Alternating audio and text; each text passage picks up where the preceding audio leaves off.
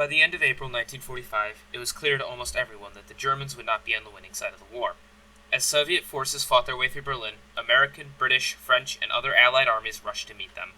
On May 8, 1945, at 23:01 Central European Time, the German forces were ordered to cease all hostilities and unconditionally surrender to the Allies. The war in Europe was over. The Americans, knowing the potential value of German technology, enacted Operation Paperclip to capture as many enemy scientists as possible before the USSR could get their hands on them. Despite popular misconceptions, German technology had been relatively equal to the other major Allied powers, but often in different areas. Near the end of the war, they had invested heavily into the Wunderwaffe, a group of Russian superweapons designed and built extremely quickly. When other nations took years to test new designs, some of these Wunderwaffe jumped from idea to production in as little as 2 to 3 months, giving the illusion of highly advanced weaponry.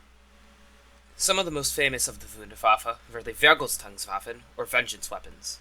These included the V-1 buzz bomb, the V-3 London gun, and today's subject, the V-2 missile. The V-2 had started as the brainchild of Wernher von Braun. It was liquid-fueled and guided by a primitive system using gyroscopes and 8 small rudders, 4 on the outside tips of the fins and 4 on the engine exhaust stream. A 2,150-pound warhead was fitted to the front containing 2,010 pounds of amytal explosive. It was the first ballistic missile and the first man-made object to reach space. Germany would launch thousands of V-2s at civilian targets, killing between 5,000 and 9,000 people. It's also important to note the deaths of the laborers who constructed the V-2. An estimated 10,000 to 12,000 slaves were killed during or as a result of their work in constructing the V-2 weapons, worked to death by the Nazis running the concentration camps and factories. Wernher von Braun's response? He didn't care. He could turn a blind eye, as long as the cash kept flowing, and flow the cash did.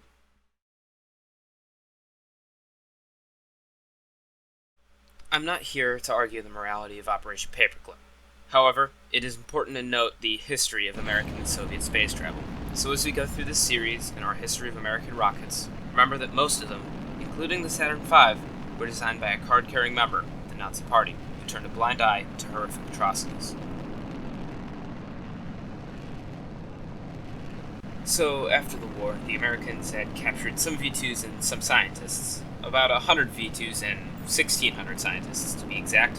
The Americans repurposed the V-2s into upper atmosphere research devices designed to measure atmospheric conditions at high altitudes.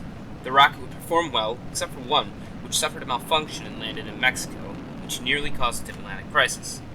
The American V-2 sounding rockets would be the first to photograph the Bomber 8 had the notable honor of being the first rocket launched from the Cape Canaveral Launch Complex, where most historic American launches have been conducted since. Despite the success of the V-2, the WAC corporal part of the rocket suffered numerous failures. Despite its troubling start, the V-2 ended up as a successful rocket in the American lineage. It would directly spawn the Soviet R-1 and the American Redstone. It came too late to change the war, but it would end up changing the world, and propelling the United States far into the space age. Yeah, so thanks for watching. I'm hoping to do a few more videos like this, probably on the entire American rocket lineage. That would be really cool.